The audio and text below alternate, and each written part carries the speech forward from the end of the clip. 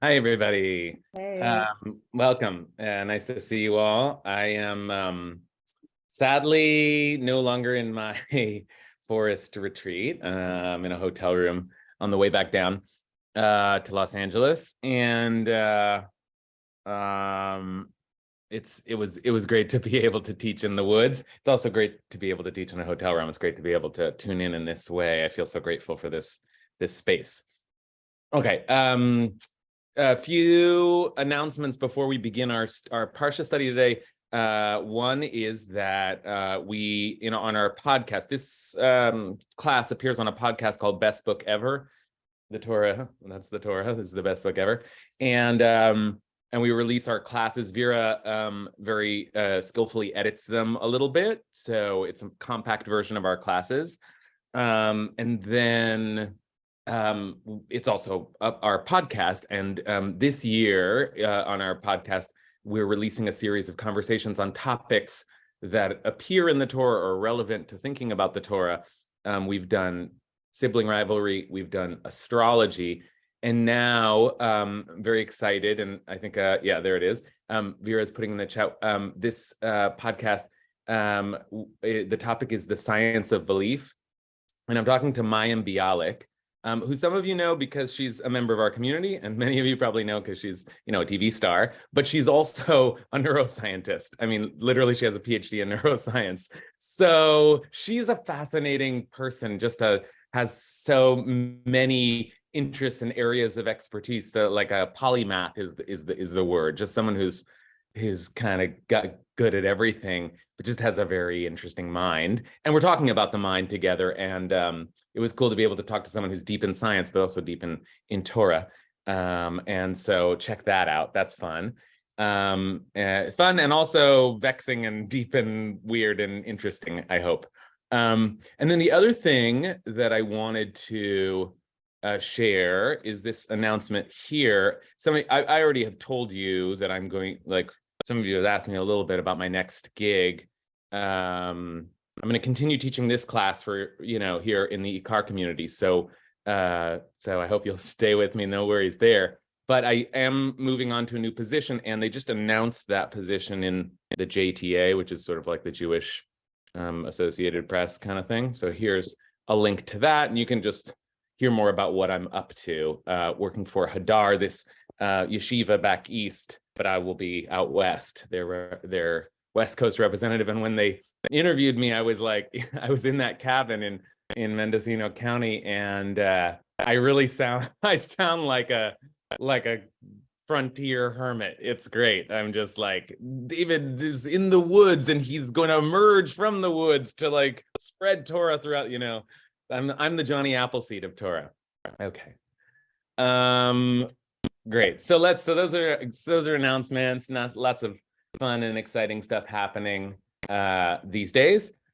And the most fun and exciting thing that's happening is Parshat Emor. Yay! Parshat Emor. Parshat Emor is a really, really important parsha because it has in it the first appearance, full form of the Jewish calendar. Okay, so chapter 23 of the book of Leviticus in Parshat Emor, that's just a chapter to hold on to. There are certain sections, and if you want to remember them by chapter of the Torah, that it's just worth remembering and knowing. And Leviticus 23 is one of them because you get the whole calendar laid out.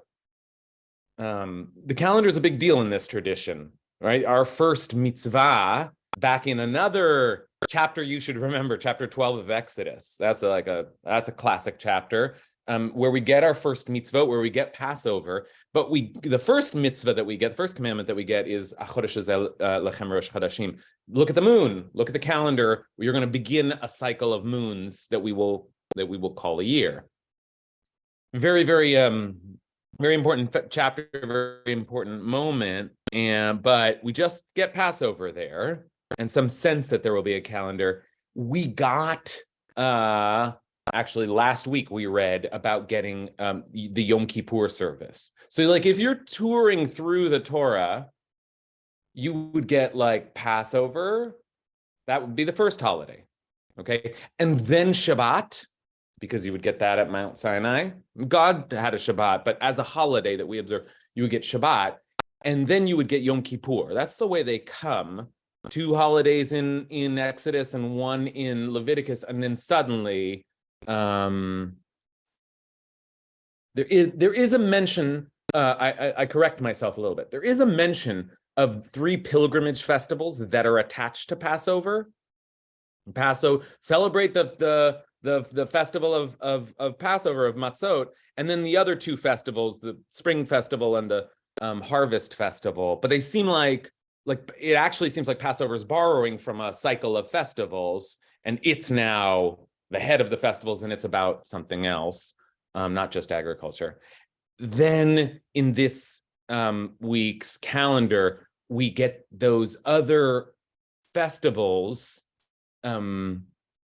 designated as holidays, and one of them, at least, is given a reason that is like Passover has a reason, because we left Egypt. It's not the spring festival anymore. So the holiday of Sukkot has a reason.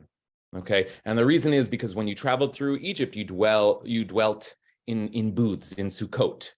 Okay, so starting to get like a sense that these 3 agricultural festivals are now going to be historical memory festivals, and that's a big deal that that happens in this layout of the calendar. But anyway, I should stop there. That's just a little bit of an introduction to what's happening in chapter 23, which lays out, interestingly, starts with Shabbat and then goes through the calendar year, Passover, and then what comes next?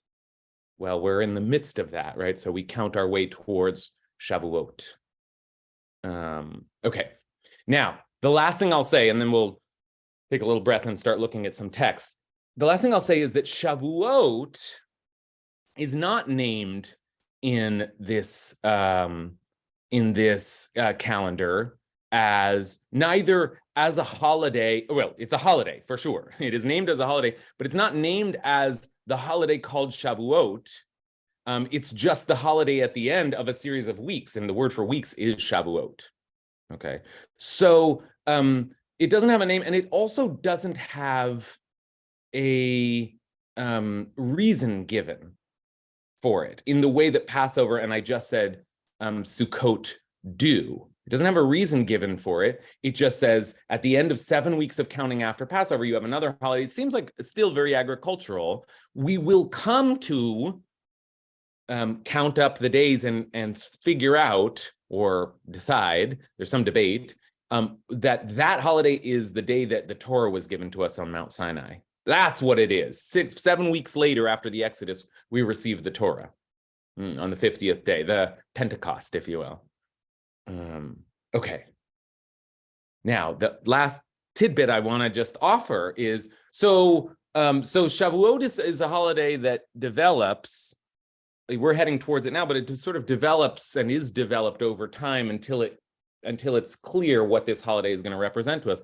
And interestingly, what the rabbis called Shavuot, they had interesting names for all of the 3 pilgrimage festivals. Actually, they didn't have an interesting name for Passover. That was just Passover, Pesach. They had an interesting name for Sukkot, which they just called Hechag, the festival. It was like the ultimate festival, okay? And they had an interesting name for Shavuot as well. And the name that the rabbis had for Shavuot was Atzeret. Atzeret. Okay. The word Atzeret means stopping. Stopping. Okay? That's what they called Shavuot, the stopping. And that's going to be the word that we are playing with today and thinking about today. Okay? So all that introduction to our keyword for the day, which is Atzeret, stopping, in the name of love. All right? As the Supremes say, and as the Supreme One said. Okay, so let's head in. Baruch atah Adonai Eloheinu melech haolam asher kitshanu b'mitzvotav v'tzivanu la'asok b'divrei Torah. Okay, let's begin. So what is on that calendrical list? If you start at the beginning of the year, and remember, the beginning of the year, as far as the Torah is concerned, is Passover, right? We begin in the spring, rather. It will become Rosh Hashanah in the fall for other reasons, like all kinds of calendars, just like, we have all kinds of calendars in our lives, the academic calendar and tax season and all that stuff. So anyway, in the Torah's calendar, Passover is first. Now, I said counting through. So you count the Omer, you get to Shavuot, then comes Rosh Hashanah Yom Kippur. Then what's the last holiday in the Jewish calendar, in the Torah's calendar? Just a little pop quiz. Last holiday is, if you don't know, you might not even know when I tell you, because it is maybe the least celebrated, or not, I don't mean observed, I mean the least sort of like celebrated, and revered and discussed of the Jewish holidays, and that is Shmini Atzeret. Who loves Shmini Atzeret? Whose favorite holiday is Shmini Atzeret? Yeah, all right. Alice loves Shmini Atzeret. What is Shmini Atzeret? Oh, did you hear that word is in there? Atzeret, the stopping. Oh, so what the rabbis called Shavuot, Atzeret, is actually the name of a holiday, but it's Shmini Atzeret, which means the 8th day of stopping. Right? Not the 8th day that you stopped, but the 8th day, which is a day of stopping. Okay. Now, what is Shmini Atzeret? Well, the easiest answer is that it's the last day of Sukkot. But that's not exactly right. And there is a sort of longstanding and unresolved debate around whether Shmini Atzeret is actually part of Sukkot. And you can hear there's something weird because it is the 8th day. The 8th day of what? Of Sukkot. And yet, it's designated as a sort of holiday unto itself. So there's a little bit of a debate, but let's just look at the verse so we can see this holiday, Shmini Atzeret, as it appears, and it appears on the heels of Sukkot. So let me give you a source sheet for today. Let's see. Oh my goodness, I haven't even saved this. Had I clicked back, I would be lost right now. Lost at the merciless hands of technology. Okay.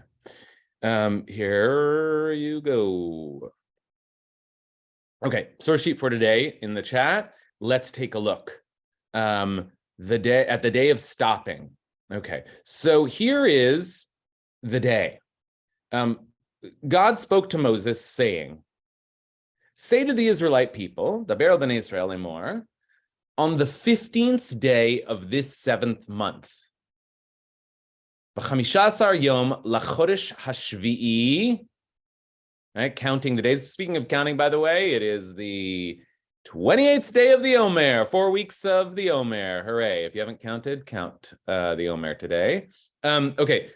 It's the 15th day of this 7th month, and there shall be the festival of booths to God. Now that's here, Chag HaSukkot. So let's just change that. Now that we know what it means, the festival of Sukkot. Sukkot means booths. To last for 7 days. Now here's where the confusion begins. Oh, the festival of Sukkot lasts for 7 days. Okay, and the first day, B'Yom Rishon Mikra Kodesh, is a holiday, a sacred occasion. Don't do any of your work. Shivat Yamim Takrivu Ishe Lashem.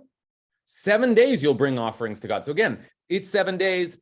You will celebrate for 7 days, 7 days, and then by Yom Hashmini, on the 8th day, Mikra Kodesh Yeh Lachem. You'll have another holiday. You shall observe a sacred occasion. V'hikravtem Ishe Lashem, and you will bring an offering of fire to God. And here's the word. Here's our word. Here it is in Hebrew, and here it is in English. It is a stopping. Atzereti. It's a stopping. You shall not work at your occupations. Okay. It's a stopping. Now, our job today is to try to figure out, like, what does that mean? It's a stopping. And I must say, the pandemic changed us all in so many ways. It's just it was so just the strangest time and uh, so challenging in so many ways, but also perspective shifting in so many ways. And one of the little ways, or maybe big ways that the pandemic shifted my perspective is I gained a real appreciation for Shmini Atzeret. That is, I started to think about what it is, the power of that idea that the Torah calls for just a stopping, just to stop. Now, I don't want to go too far down. This is a little bit like poetic, kind of philosophical, like what does it mean to stop, to just stop? But I did feel that way during the pandemic because everything stopped. And I felt like, you remember those early weeks and months of the pandemic when everything was quiet outside, nobody was even driving around, and it just felt like the whole city stopped. And there was something powerful in seeing the world come to a halt. If you've ever been in Israel on its days of mourning, Yom HaZikaron, there's a siren that in the middle of the day for that sounds throughout the country for fallen soldiers. And it is one of the most remarkable things I have ever seen. Seen it a few times, but it's breathtaking every time to see cars stop on the highway and people get out of their cars and just stop. That's the ritual, just to stop for a minute. Right? I think it's 2 on Yom, 2 minutes maybe. Yom HaZikaron. I think that's right. And maybe 1 on Yom HaShoah, or maybe 2 also. I don't know. I forget. There's some rituals there, and they have to do with stopping. And I think it's worth thinking about stopping and all the ways that we stop. And that's sort of the philosophical frame. But I also want to, right at the outset, name that as we search for the meaning of stopping, I want to just note that is different. It seems different than resting. It seems different than resting because we have a form of stopping in this tradition, shvitut, right? Shabbat v'yinafash. God rested and was refreshed. That's one kind of stopping. So I don't think that we're talking about resting when we talk about atzeret. We're talking about a different kind of stopping, okay? And we have to kind of try and figure out what is that kind of stopping, okay? And we're going to use our commentators to help us dig into the meaning of that language. But let's some folks already have thoughts. So let's first of all turn to my mother.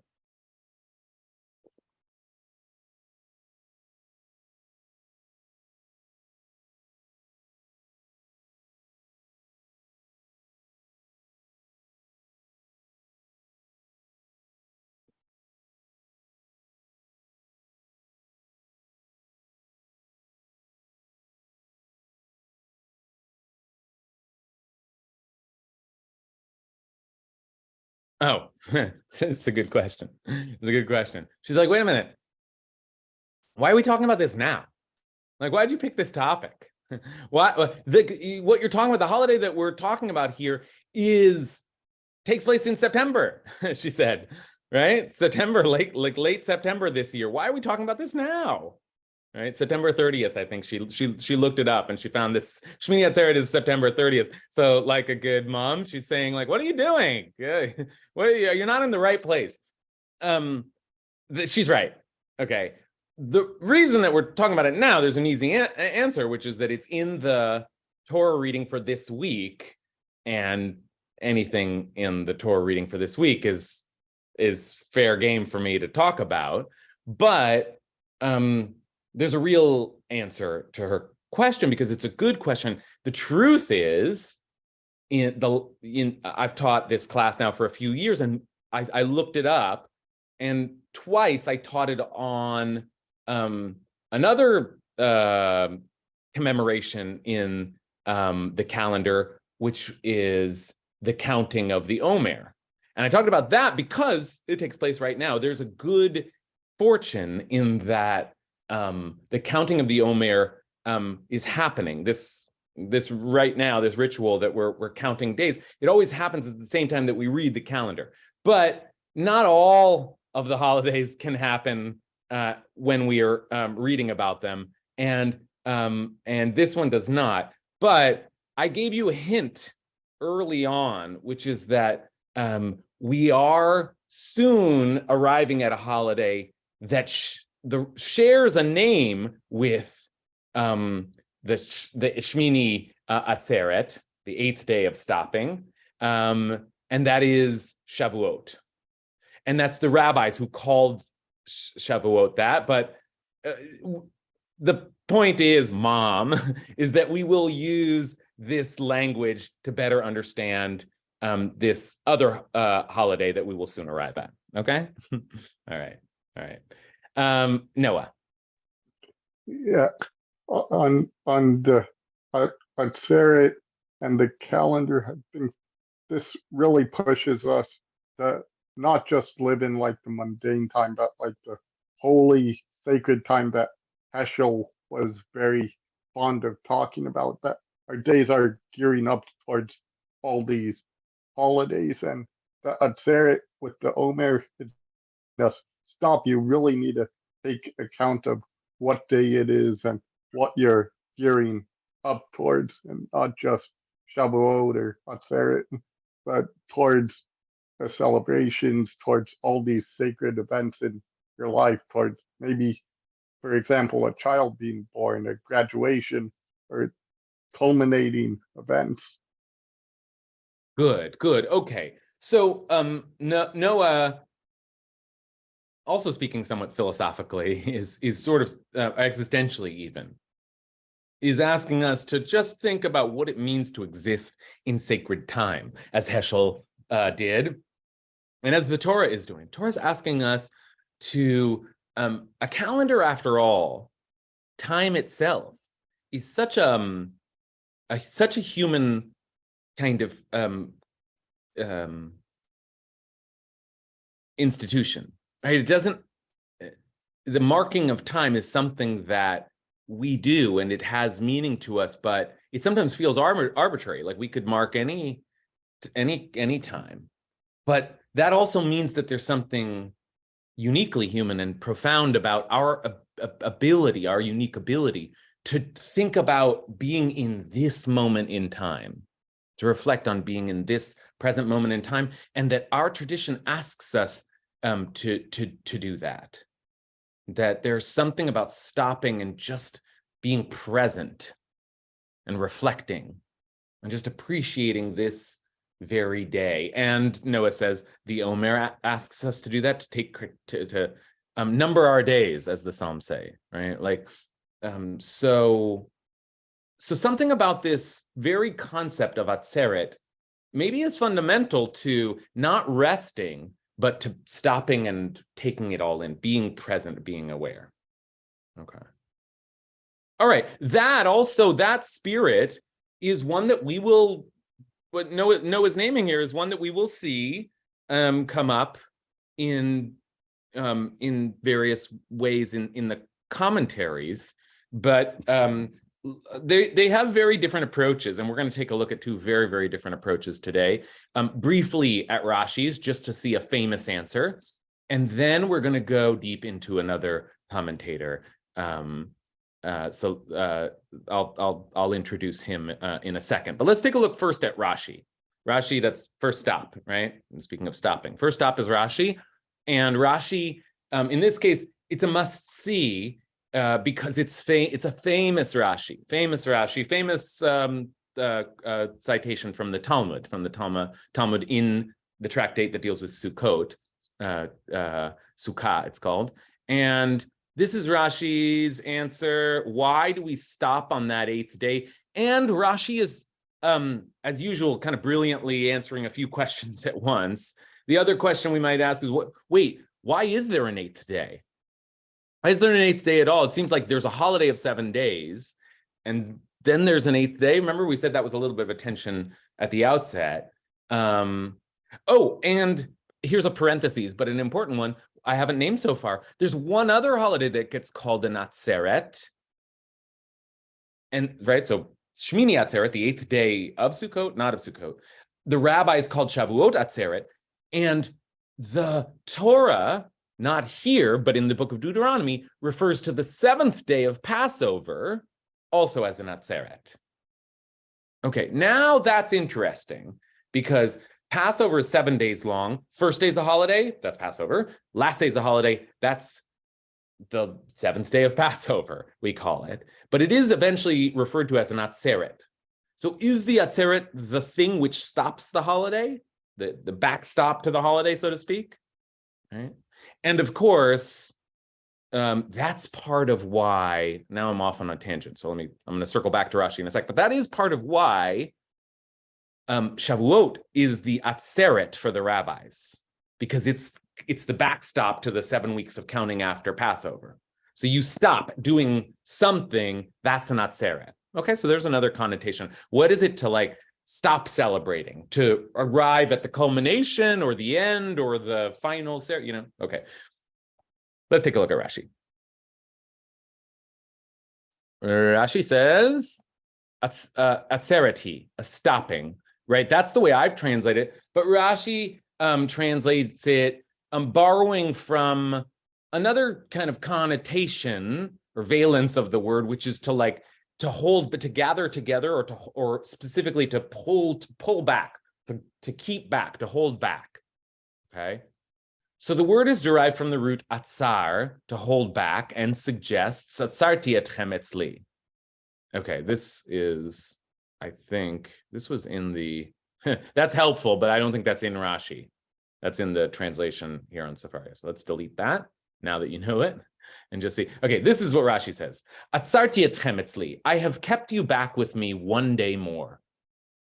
It is like the case of a king who invited his children to a banquet for a certain number of days.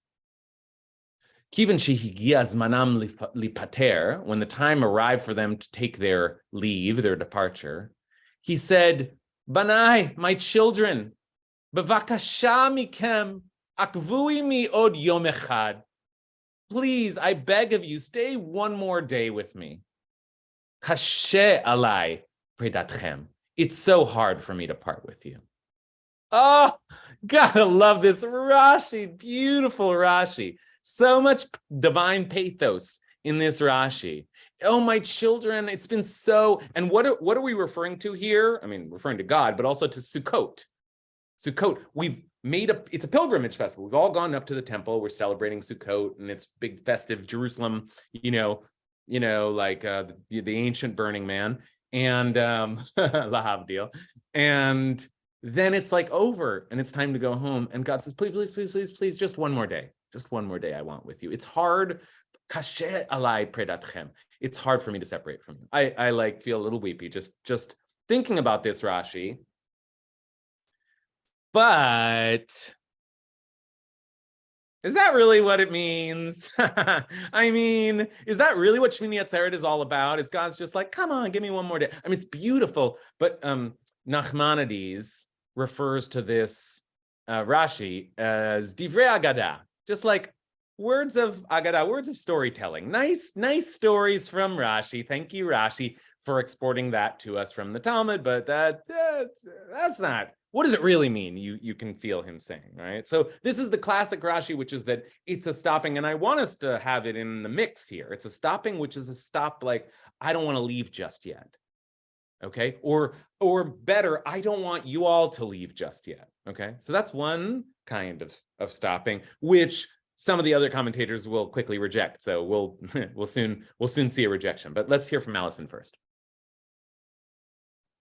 This is just sort of silly, but I'm thinking about what it actually feels like at the end of Sukkot, and like it's such a long string of holidays already.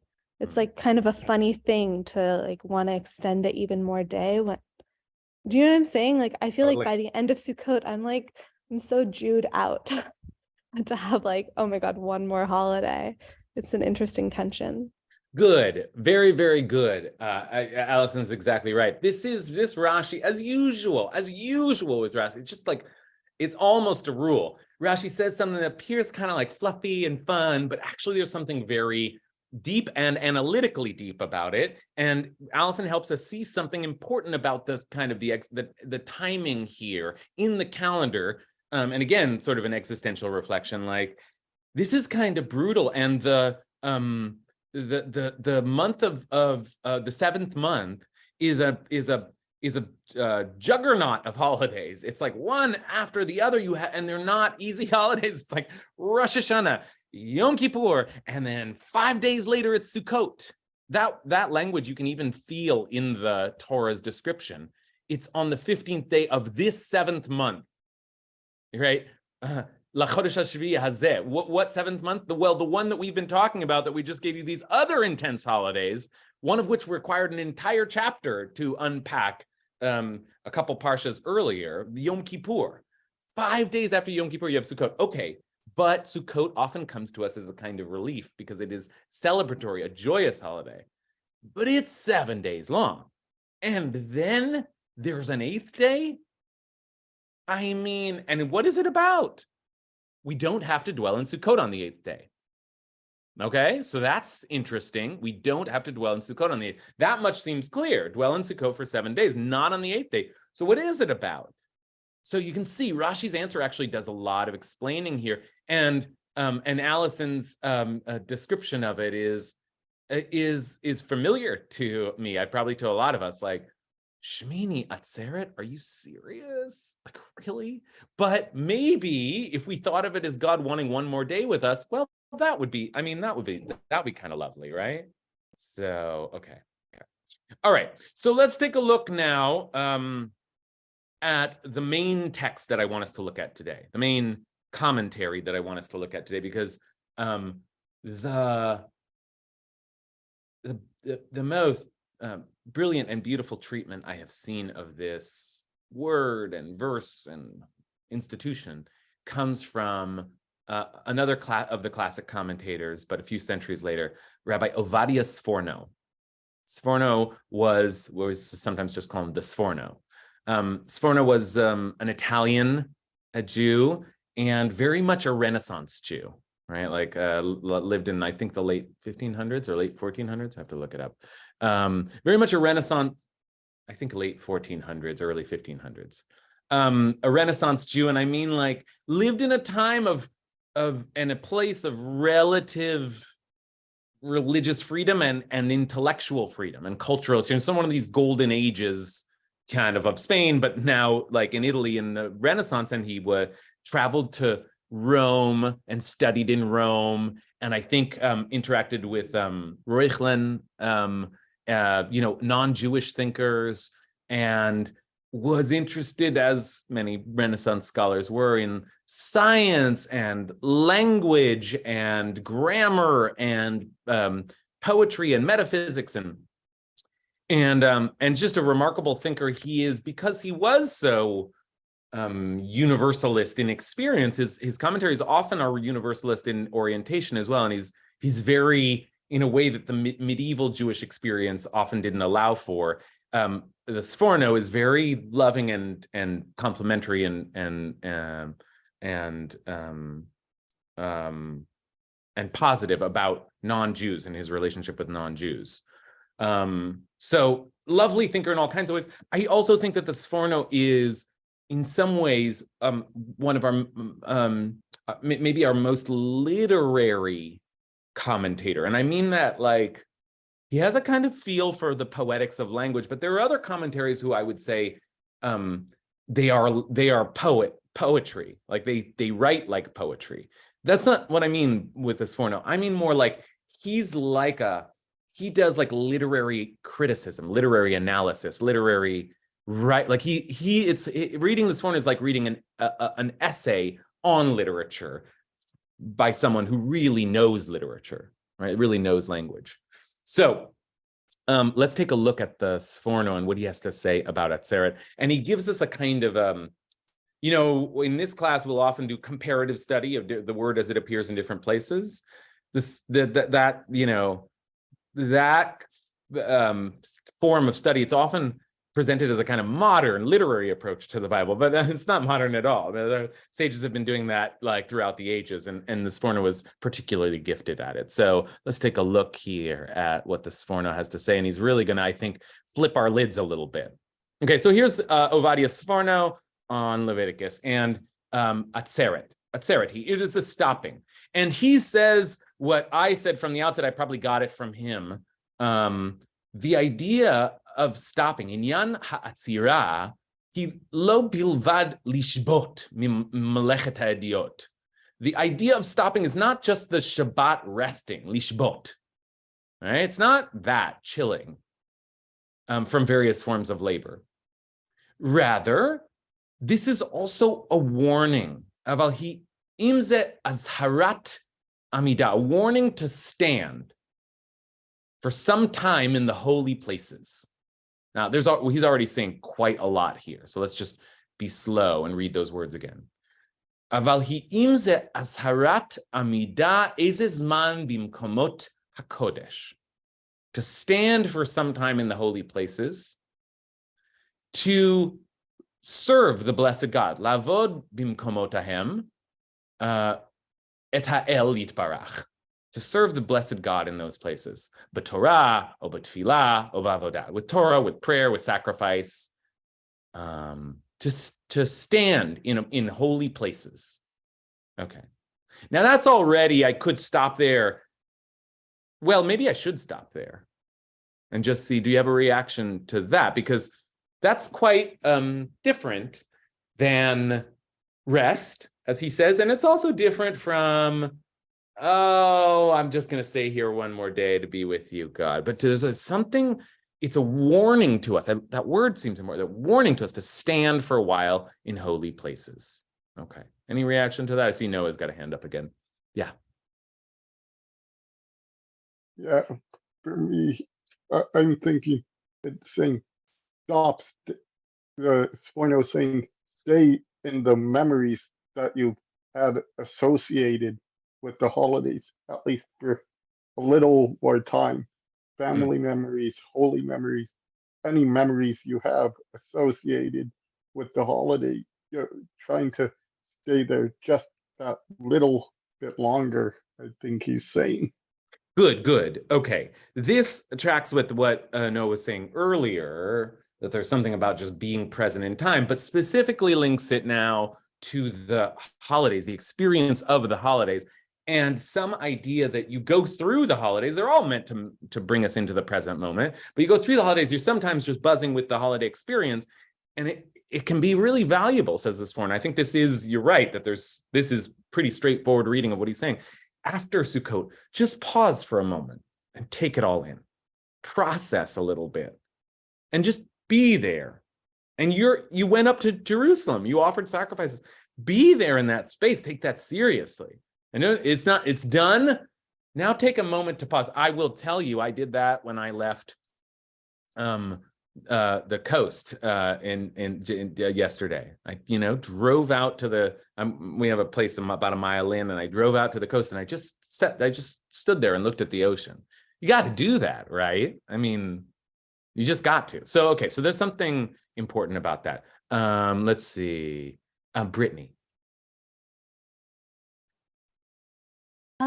I think I really appreciate what Allison is saying, and I think what Sforno is doing, I think he's doing something similar to what Rashi is doing, is just recontextualizing what being in the presence of Hashem is truly, and what are the holidays functionally meant to do.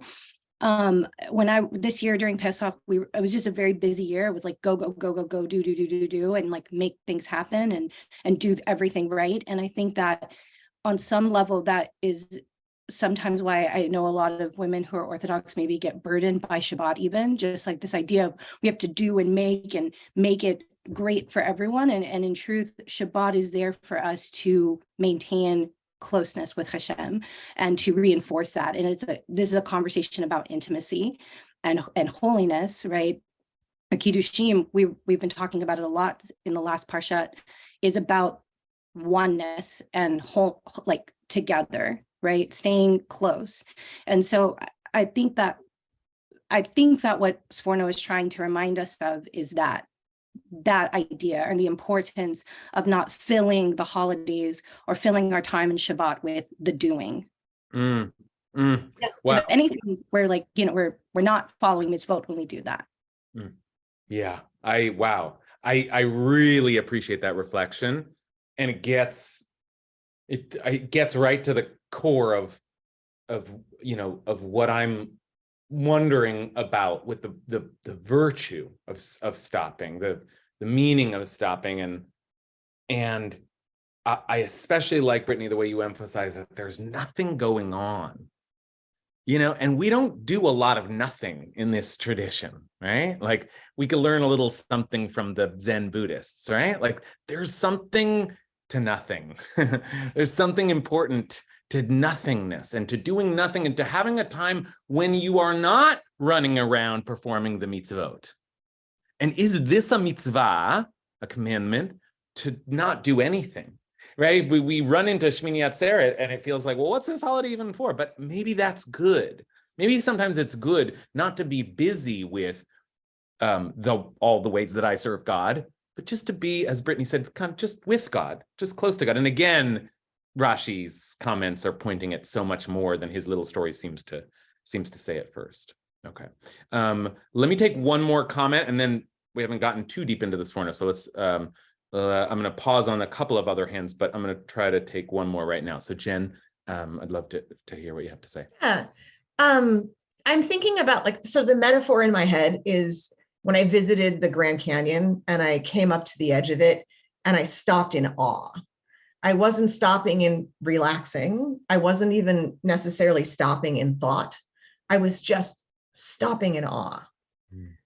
And what I'm hearing in what we just read is that call to not only be in all of the thinking that comes from the holidays and all the doing that comes from the holidays, but just that expansive awe, that numinousness, and that level of stop, which we don't always get during those holidays either, and which we sometimes just don't let ourselves stay with.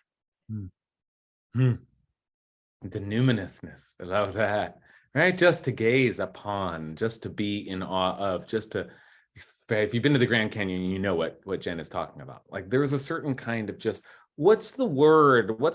Just take it in, it's like not the grandeur of it all. And the grandeur of God is something that we are trying to appreciate, right? The grandeur of being in time.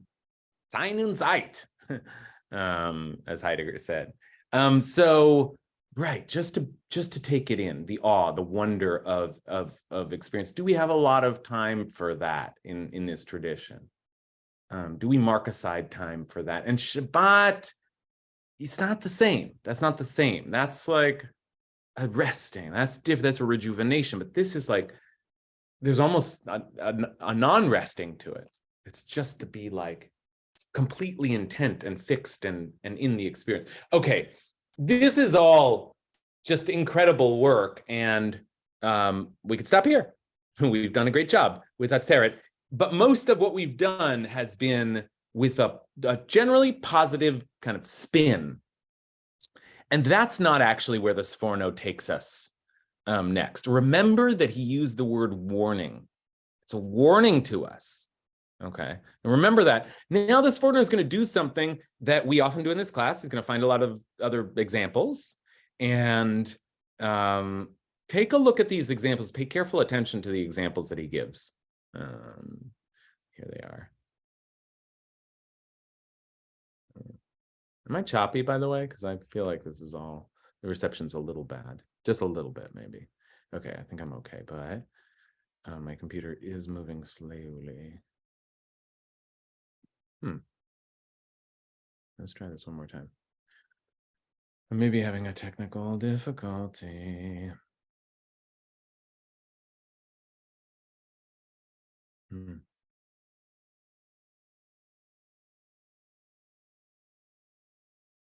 my goodness.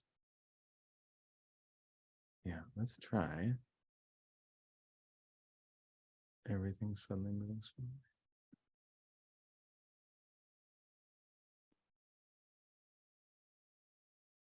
Oh, what a shame. Okay. What I wonder is if I need to start. Everything's suddenly stuck. Well, I guess you have the sheet, right? I guess you have the sheet. I'm stuck.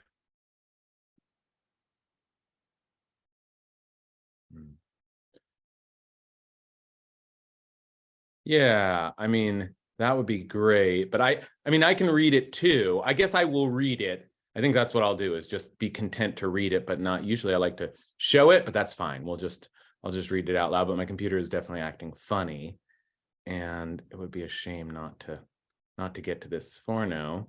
Okay, so the Sforno says, goodness, now I can't even move my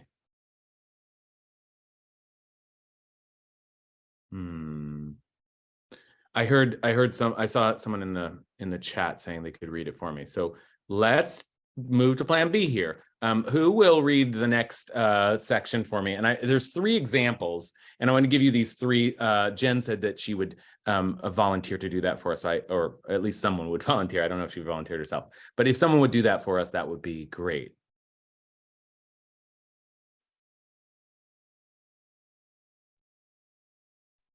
I can do it. I just lost my link to it. Okay, help me out. I'm pulling it back. If I get it quicker before somebody volunteers, I will absolutely read it. Okay, there it is. Which section are we doing? So where he begins to quote Samuel, the book of Samuel. Okay. This is what we see. Yeah, go for it. Okay, this is like in 1 Samuel 21:8. One of Saul's servants was there that day who had stopped before God, and his name was Doeg, the Edomite, Saul's chief herdsman. And also what is said, designate a fast day, call for a stopping. And in the same fashion, what Yehu said in 2 Kings, designated day of stopping for Baal. Okay. Do you want me to read the next paragraph, or is that good? Yeah, let's just stop there. Okay. I really appreciate this. This is like, it's hard not to have things work, but hopefully we'll get through that. So I appreciate it. So these 3 examples, the examples that he gives, they sound like, well, this is a brilliant guy, and he had kind of an encyclopedic mind, and he's just giving you examples of the word to stop. Okay. Now, what's interesting though, is that if we pause and think about each of those instances, there's an example of a servant who stops in the book of Samuel. Now, that's fine. The servant stops there. But in context, what's going on in that scene? King David is he's not King David. David is on the run from King Saul, who is trying to kill him. Okay? He's fleeing from King Saul, and if they capture him, they will kill him. And Doeg is one of King Saul's servants, and he happens to be in the place David is, and sees him there, and will later report him to King Saul. Okay, not only that, but Doeg's name, what does Doeg mean? To worry. Okay, so Doeg is a figure you should be worried about. Okay, and I want us to keep that word in mind, worry. Okay, so David should be worried at this moment because something just stopped, and in that moment of stopping, it could all, everything could unravel, and will, right? David will be reported on by Doeg. Okay, from the book of Yoel, from the book of the prophets, call out a fast. Why call out a fast?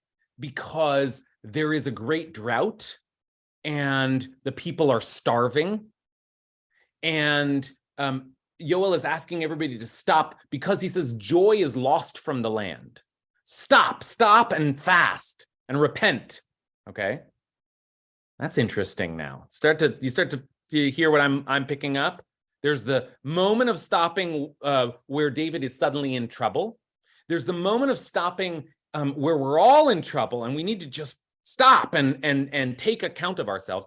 And then the last one is the craziest one of all, which is that Yehu, one of the kings of Israel, what he did was he called for all of the servants of Baal to observe a holiday. Same language, atzeret. Let's have a stopping together, okay? And he invites all of the servants of Baal to come to this holiday, and then he kills them all. Okay, then he executes them all, and thus rids the cult of Baal from Israel. Sort of, I guess that was good, but sort of horrifying. Okay, now let's just take that into account. The Sforno just gave us 3 different examples, and they were all fairly terrifying. One is that David needs to be worried because in this moment of stopping, the potential for his death has emerged. 2 is we all are worried, we're already worried and starving and miserable, and we are stopping to call out to God to help us. And then 3 is a stopping is called in order to violently rid the country of invaders, of ideological enemies. It's sort of horrifying. Okay, so now I guess my question is, why is the Sforno choosing these examples? Why do all of these examples have a kind of like an anxious, worrisome, troubled element to them? Okay, all right, let's pause here for a moment, stop here for a moment, and then we'll see what the Sforno has to say about it. But I see Lisa's got a hand up.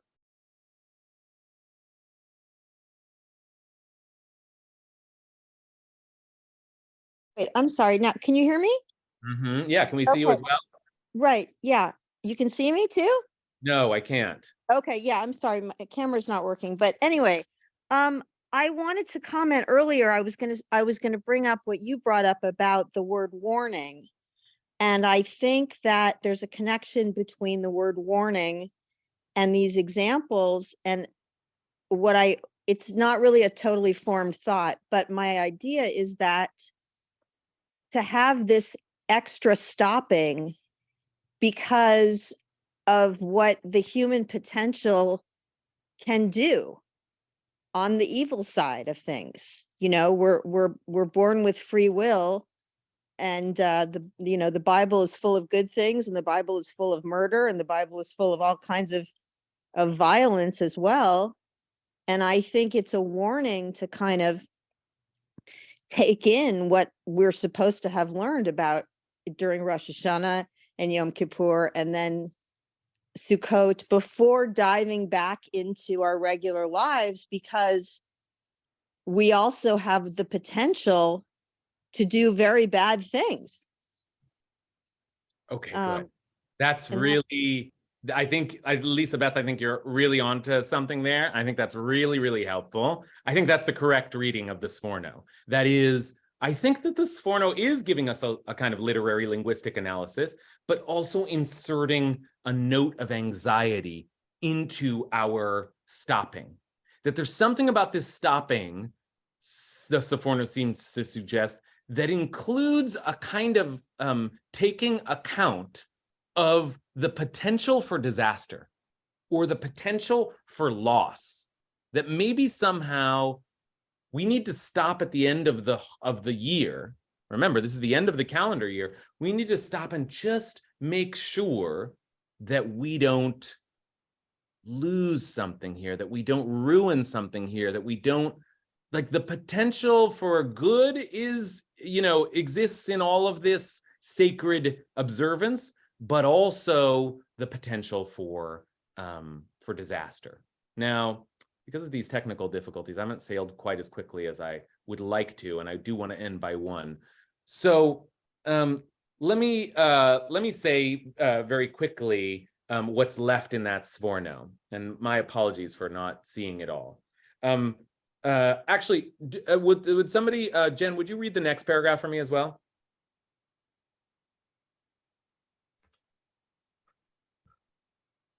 I will as soon as Safaria stops asking me for money. Rabbi, really quickly, you just said something that confused me. You said it's the end of the year, but I thought it was like, I've thought of Sukkot as the beginning of the year. Like I think of like Rosh Hashanah and Yom Kippur as the end.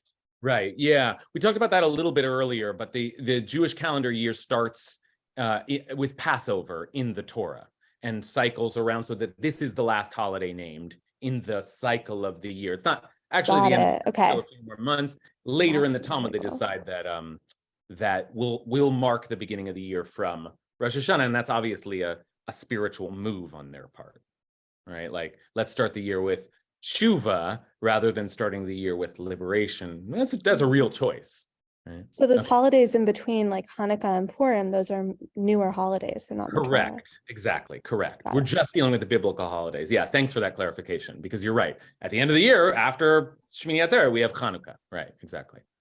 And then Purim. That's really the last holiday of, the cycle that starts with Passover, but those holidays come later.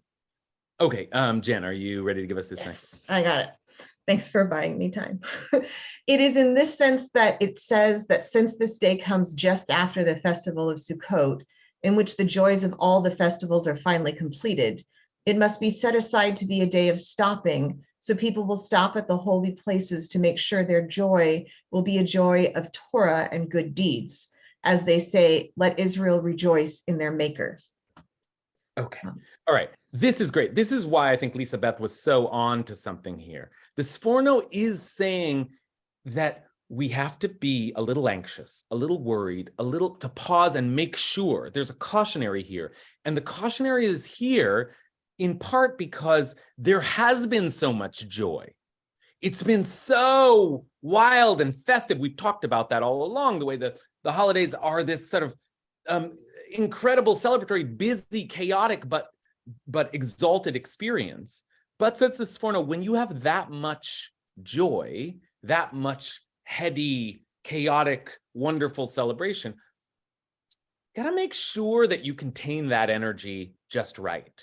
Because that, in other words, take everything you've gotten from the year of celebrating and focus it into Torah, right? Into prayer, into divine service. Make sure that what we've been celebrating actually ends up leading us in the right direction and not into some other disastrous state.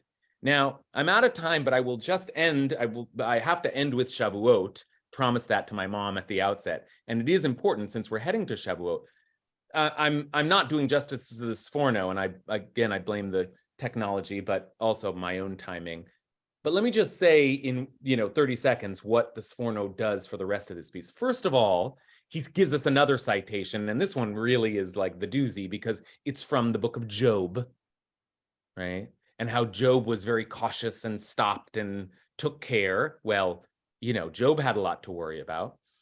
And then he says, he concludes by saying that Shavuot is also called an Atzeret, because, and the reason that it's called an Atzeret is because it's a stopping too. After Passover and after the journey out into the desert, we stopped, okay, and we took account, and we took in the Torah, and we stood in awe. A lot of the feelings and words that you use throughout, we stood in awe at the Mount of, and we received something, right? And it was a glorious day. But he says, we don't call it a Atzeret anymore because we ruined what we got there. And what he means by that is the golden calf. What he means by that is the thing that we were supposed to do, which was to direct our energy in the right way towards divine service. We got so carried away with all the excitement, we didn't stop and make sure that it was going to be held in holiness. And that's my timing. That phone call, they're telling me to get out of this room. That is, according to the Sforno, the reason for stopping. Stopping is something that we need to do in order to make sure that everything that we've done so far, and it's happy stuff, it's good stuff, we have to make sure that it's focused, that it's directed towards our highest ideals and not a kind of chaotic, busy. We talked about all of the ways that these holidays can kind of make us a little crazy, and not to just let that craziness spin into disaster. And the Sforno is worried about that. Well, this deserves more time than we gave it, but I'll check my internet better next week. Oh, wait a minute.